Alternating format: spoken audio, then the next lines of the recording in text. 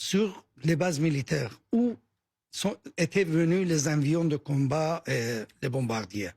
Donc c'était comme ça que mesurer, proportionnel, et puis permettre à ce que vraiment l'agression illégale, sans une base juridique internationale, s'arrête. Un pays. Donc vous dites qu'il y a réplique.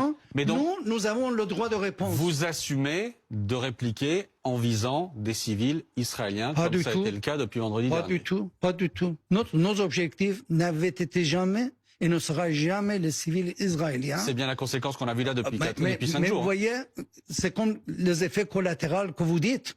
Et puis après, vous dites qu'il y a le dôme de fer. Et il essaye de faire à droite et à gauche les missiles. Donc, à ce moment-là, ce n'est pas Iran qui a visé ça.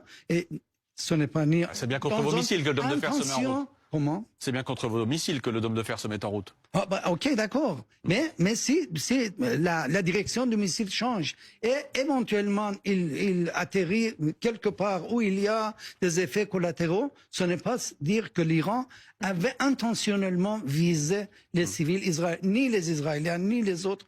L'Iran n'a pas... Mais vous ciblez qui alors quand vous annoncez qu'il faut évacuer les locaux d'une chaîne de télévision, par exemple? Ils ont bombardé une chaîne de télévision iranienne. Vous voulez qu'on le fasse pas? C'est la même chose qu'ils font. Avant, on dit, voilà, évacuer.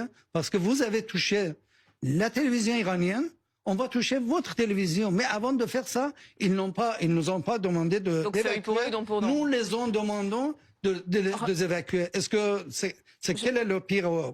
Justement, vous parlez de ce bombardement qui a eu lieu cet après-midi sur la télévision d'État iranienne. Il y a un studio qui a été littéralement pulvérisé. On a vu cette présentatrice qui a dû se lever c'est le bâtiment principal. Vous voyez, beaucoup de services sont là, oui, bien sûr.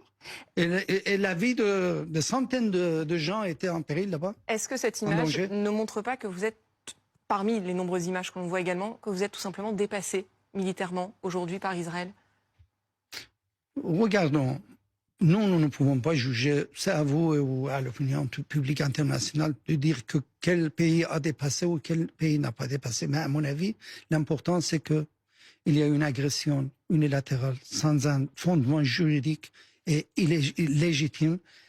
Il faut que l'opinion publique internationale dise une fois non pour cette tentative de changement, parce que après l'Iran, ils vont aller où? Vers quel pays? Donc, c'est l'essentiel, c'est ici. Sinon, bon, nous avons un droit de légitime défense basé sur la loi internationale.